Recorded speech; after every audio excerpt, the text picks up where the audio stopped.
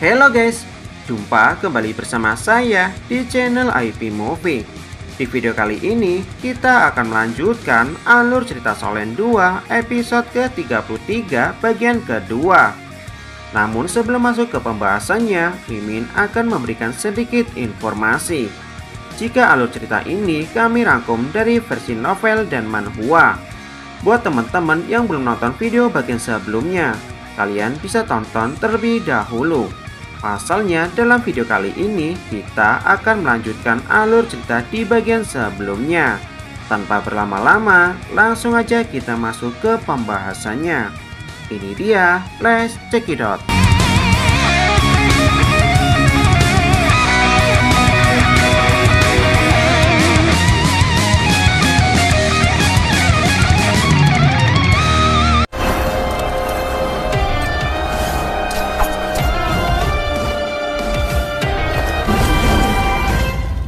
Setelah mendengar kabar jika murid inti halaman dalam mengalami luka yang cukup serius, bahkan salah satu di antara mereka telah tewas ketika menjalankan misi.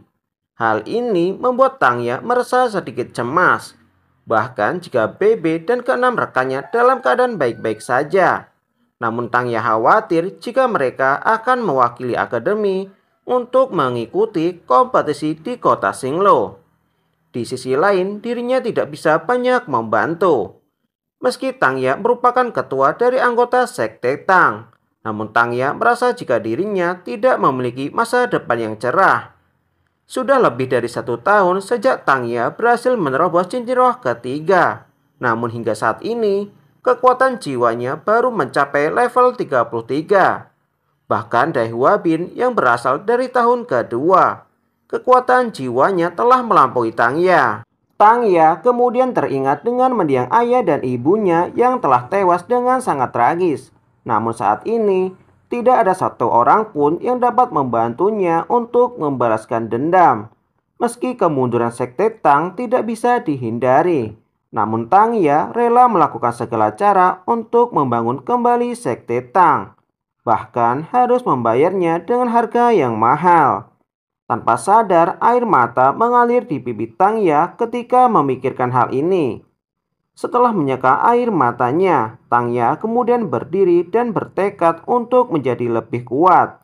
Sesaat kemudian, Tangya berniat untuk pergi menuju kota Singlo. Di sisi lain, di kota Singlo, kota tersebut kini menjadi sangat ramai.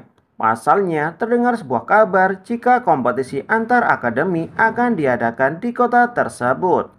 Pada saat ini, Guru Zhou bersama para murid halaman dalam baru saja tiba di kota Singlo. Mereka berada di sebuah hotel untuk beristirahat. Sebelum pertandingan dimulai, Guru Zhou akan menjelaskan beberapa informasi kepada para murid. Di awal pertandingan, mereka tidak akan bertemu dengan lawan yang cukup kuat. Dengan bakat dan kemampuan yang dimiliki oleh mereka saat ini, mereka seharusnya dapat melewatinya dengan mudah. Turnamen duel antar akademi merupakan kompetisi paling bergengsi di seluruh benua Douluo. Terdapat 133 peserta yang akan mengikuti kompetisi tersebut. Pertandingan pertama merupakan kompetisi eliminasi. Dengan kata lain, pihak yang kalah akan langsung tersingkir, dan pihak yang menang akan maju ke babak selanjutnya. Pertandingan pertama akan menjadi pertandingan antar tim. Menurut perhitungan Guru Zhou, pertandingan pertama mungkin akan berlangsung selama 3 hari. Setelah pertandingan di babak pertama selesai, mereka akan dibagi menjadi beberapa kelompok, dan setiap kelompok akan terdiri dari 8 atau 9 anggota. Pertandingan akan dibagi menjadi 4 tahapan, yaitu pertandingan individu, pertandingan 2 lawan 2, pertandingan 3 lawan 3, dan yang terakhir pertandingan 7 lawan 7. Kompetisi ini akan menguji setiap kemampuan yang dimiliki oleh masing-masing tim. Setiap pertandingan akan dilakukan pengundian sebelum bertanding. Untuk lebih jelasnya, Guru Zhou akan menjelaskan setelah mereka berhasil melewati pertandingan babak pertama. Selama Ma Xiaotao, Dai Waheng, dan Ling Luochen masih membutuhkan waktu untuk pulih, Guru Zhou hanya bisa mempercayakan hal ini kepada mereka sebagai tim cadangan akademi. Ketika mendengar hal ini, wajah Yuho dan keenam rekannya berubah menjadi lebih serius. Guru Zhou tersenyum melihat hal tersebut dan meminta kepada mereka untuk tidak perlu khawatir. Setelah turnamen dimulai, kalian akan menyadari jika lawan mereka jauh lebih lemah dari apa yang mereka bayangkan. Guru Zhou menegaskan jika Yuho dan keenam rekannya adalah tim elit halaman dalam yang dipilih langsung oleh akademi. Meski hanya tim cadangan, namun akademi telah mengakui kekuatan yang mereka miliki, sehingga akademi mempercayakan hal ini kepada mereka. Selain Yuho, mereka juga memiliki susunan cincin jiwa berumur 1000 tahun. Sementara itu, menurut perhitungan Guru Zoe, meski lawan mereka berumur sekitar 20 tahun, namun belum tentu di antara mereka memiliki 3 atau 4 susunan cincin roh. Setelah memberitahukan hal ini, Guru Zhou meminta kepada Yuho dan keenam rekannya untuk kembali ke kamar mereka masing-masing untuk beristirahat. Setelah tim cadangan meninggalkan ruangan, Dayo Heng bertanya kepada Zoe, apakah Guru Zhou perlu melakukan hal ini untuk menghibur mereka. Setiap akademi pasti akan mengirimkan murid terbaik mereka untuk mengikuti turnamen. Meski ada beberapa di antara mereka yang memiliki kekuatan lemah, namun mereka masih berada di peringkat luhur jiwa. Terlebih lagi, para peserta yang dikirim oleh setiap akademi pastilah murid terbaik yang mereka miliki saat ini. Namun, Masayoto mengatakan jika langkah yang diambil oleh Guru Zhou sudahlah tepat. Pasalnya, mereka tidak mempunyai pilihan lain. Saat ini, mereka harus mempercayakan hal ini kepada tim cadangan. Zoe mengatakan jika tujuannya meminta kepada mereka bertiga untuk tetap tinggal bukanlah untuk berdebat, melainkan berapa lama waktu yang mereka butuhkan untuk memulihkan kondisi tubuhnya. Masayoto mengatakan dengan tingkat kultivasinya saat ini, setidaknya membutuhkan waktu selama 15 hari, sementara Dayo Heng membutuhkan waktu selama 17 hari. Pasalnya, kultivasi Dayo Heng tidak sebaik Masayoto, sehingga membutuhkan waktu sedikit lebih lama. Sementara Ling Luochen membutuhkan waktu selama 10 hari. Pasalnya, cedera yang dia alami tidaklah terlalu serius. Zoe tersenyum ketika mendengar hal ini.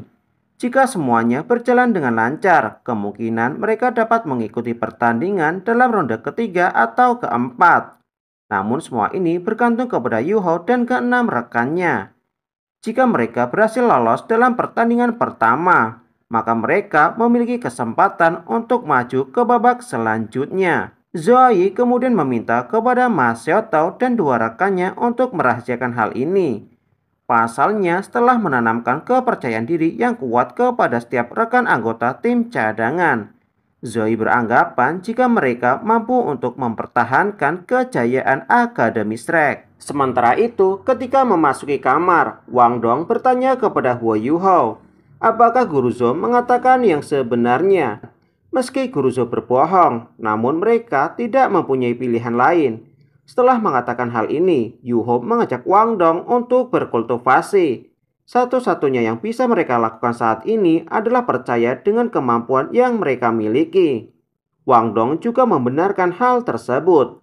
Sesaat kemudian, mereka berdua segera berkultivasi dan melakukan teknik fusi Haudong untuk meningkatkan kekuatan.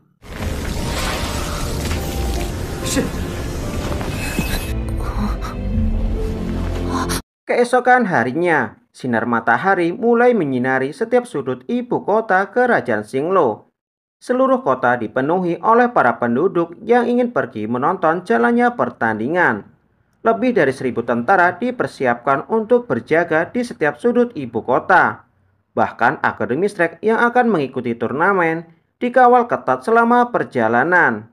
Pada saat ini, seluruh penonton telah memadati arena dan bersorak gembira untuk menyambut jalannya pertandingan.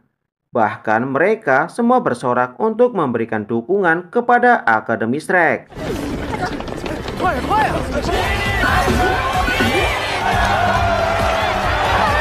未免太瞧不起人了吧？揭幕战只看预备。